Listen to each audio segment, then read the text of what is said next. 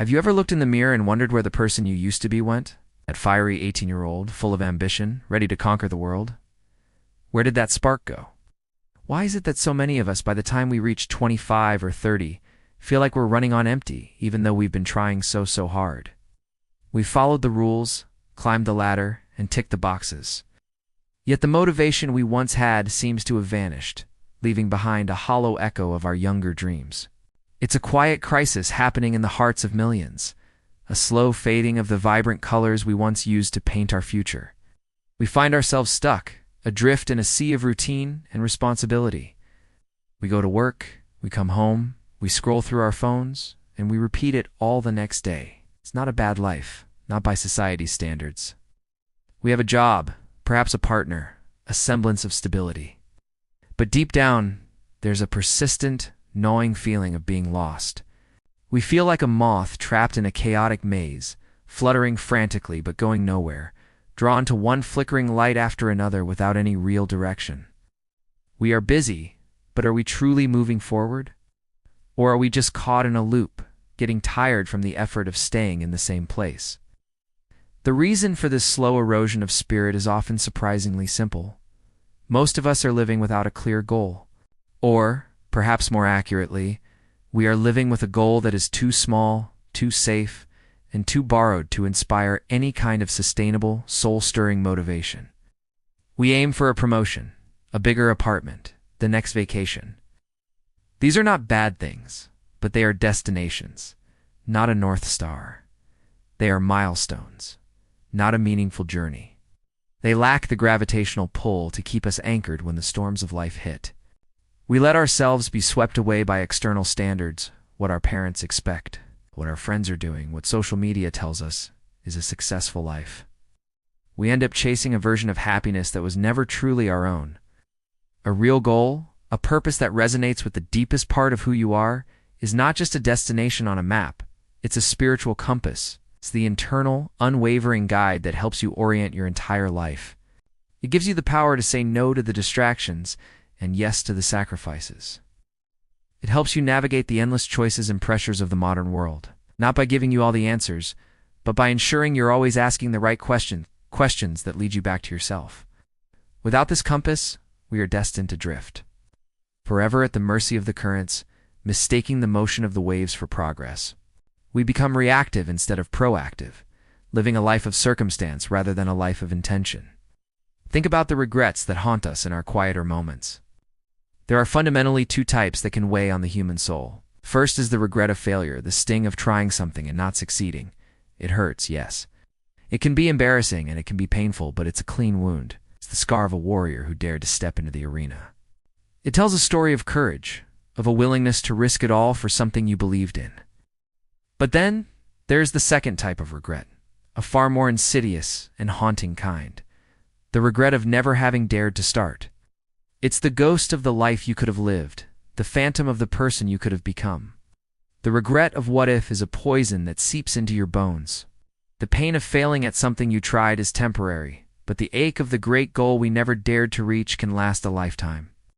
It's a silent, heavy burden that whispers to you in the dead of night, a constant reminder of the greatness you turned away from in the name of safety. But what happens when you finally find it? You uncover that goal that is truly authentically yours. It's like the world shifts from black and white to brilliant, breathtaking color. When you find a purpose that is deeply in line with your heart, not just a goal for security, a paycheck, or approval, you tap into an endless wellspring of energy. It's a motivation that doesn't come from caffeine or fleeting inspiration. It comes from your very soul. This is the kind of drive that helps you overcome all limits, to push through exhaustion, to face down your fears, and to get back up after you've been knocked down for the 10th time. It's no longer about discipline in the traditional sense. It's about devotion. You're no longer forcing yourself to work. You're being pulled forward by a vision so compelling that the work becomes a privilege. This is what makes a life not just successful, but deeply and profoundly meaningful. So many of us wait.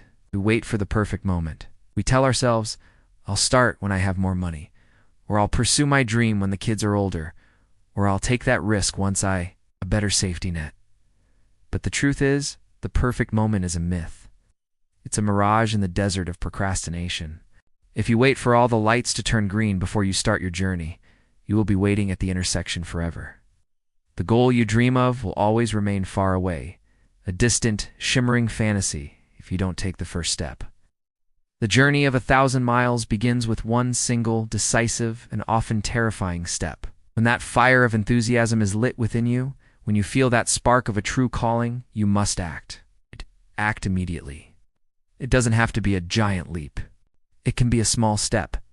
Send the email. Buy the book. Sign up for the class. Make the phone call.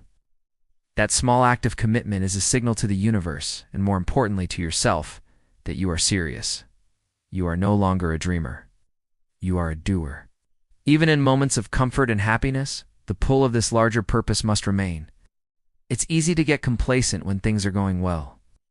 You might find yourself in a loving relationship, comfortable in your career, and surrounded by ease. In those moments, it can be tempting to let that big, audacious goal fade into the background. You might think, I'm happy now. Why rock the boat? Why risk this comfort for an uncertain dream? But this is a dangerous trap. This is the siren song of mediocrity. If you give up on your core purpose for the sake of temporary comfort, that choice will cast a long shadow. Regret will follow you, a quiet companion for the rest of your life.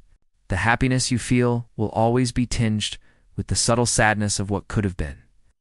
True, lasting fulfillment comes from integrating your purpose into all aspects of your life, not sacrificing it for them. Your big goal should not be something you do in spite of your happiness. It should be the very foundation upon which that happiness is built. Ultimately, we need to reframe our search for purpose. The right goal, the one that will truly set your soul on fire, isn't always some grand, distant, undiscovered treasure. It's not always hidden on a remote mountaintop or at the end of a perilous quest.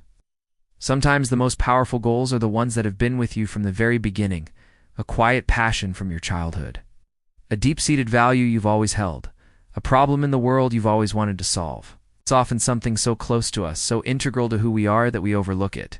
The journey, then, is not about finding something new, but about rediscovering and reclaiming what was yours all along. It's about having the courage to finally listen to that quiet voice you've been ignoring for years. And it is this journey, the act of pursuing that purpose, the struggle, the growth, the becoming that makes a life truly worth living. It's what transforms existence into a masterpiece.